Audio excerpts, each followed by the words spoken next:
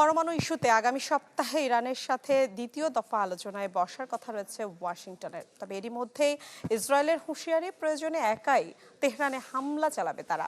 আর সেজন্য সব প্রস্তুতি সম্পন্ন করার কথা ওয়াশিংটনকে জানিয়েছে ইসরায়েলি প্রতিরক্ষা কর্মকর্তারা। তাদের দাবি, বর্তমান পরিস্থিতি ইরানের ক্ষেপণাস্ত্র অবকাঠামোতে হামলা চালানোর জন্য সবচেয়ে উপযুক্ত সময়। এদিকে লন্ডন থেকে পরিচালিত ইরান ভিত্তিক গণমাধ্যম ইরান ইন্টারন্যাশনালের দাবি, শত শত বার্তায় ট্রাম্পকে ইসলামী প্রজাতন্ত্রের সাথে কোনো প্রকার আলোচনা না করার আহ্বান জানিয়েছে ইরানিরা।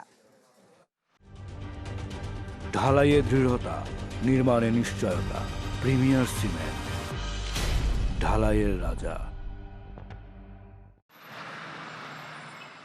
ওমানে যুক্তরাষ্ট্র ইরান আলোচনার একদিন না পেরোতেই প্রয়োজনে একাই তেহরানে হামলা চালানোর হুঁশিয়ারি দিয়েছে ইসরায়েল। এর জন্য সব প্রস্তুতি সম্পন্ন বলেও জানায় জেরুজালেম পোস্ট। দেশটির প্রতিরক্ষা কর্মকর্তাদের দাবি, এখন ইরানের ক্ষেপণাস্ত্র অবকাঠামোগুলোতে হামলা চালানোর উপযুক্ত সময়, তাই এই সুযোগ হারাতে চায় না ইসরায়েল। ইয়েমেনে হুতিদের বিরুদ্ধে যুক্তরাষ্ট্র যেমন ঢিলেঢালা অভিযান চালিয়েছে, ইরানের ক্ষেত্রেও এমন হলে অক্ষত থেকে যাবে তেহরানের ক্ষেপণাস্ত্র সক্ষমতা। এদিকে শুক্রবার ওমানে যুক্তরাষ্ট্র ইরান আলোচনাকে দুই পক্ষ থেকেই ইতিবাচক বলা হলেও ইসরায়েলি পত্রিকা মারিফের প্রতিবেদন বলছে, যুক্তরাষ্ট্র ইরান সরকারকে যে 5 শর্ত দিয়েছে তার কোনোটি পূরণ সম্ভব নয়। ফলে শর্ত প্রত্যাখ্যানের অজুহাতে যে কোনো সময় ইরানে হতে পারে মার্কিন হামলা। আর ইরানের পররাষ্ট্রমন্ত্রী আব্বাস আরাকচির কড়া বার্তা, তেহরানের ইউরেনিয়াম সমৃদ্ধকরণ ইস্যুতে ছড়ি ঘোরানোর কারো অধিকার নেই।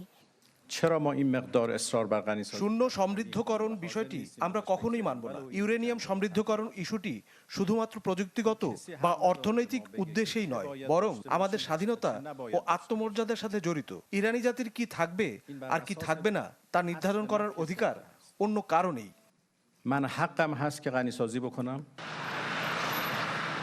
অন্যদিকে লন্ডন থেকে পরিচালিত ইরান ভিত্তিক গণমাধ্যম ইরান ইন্টারন্যাশনালের দাবি, শত শত বার্তায় ট্রাম্পকে ইসলামী প্রজাতন্ত্রের সাথে আলোচনা না করার আহ্বান জানিয়েছে ইরানিরা।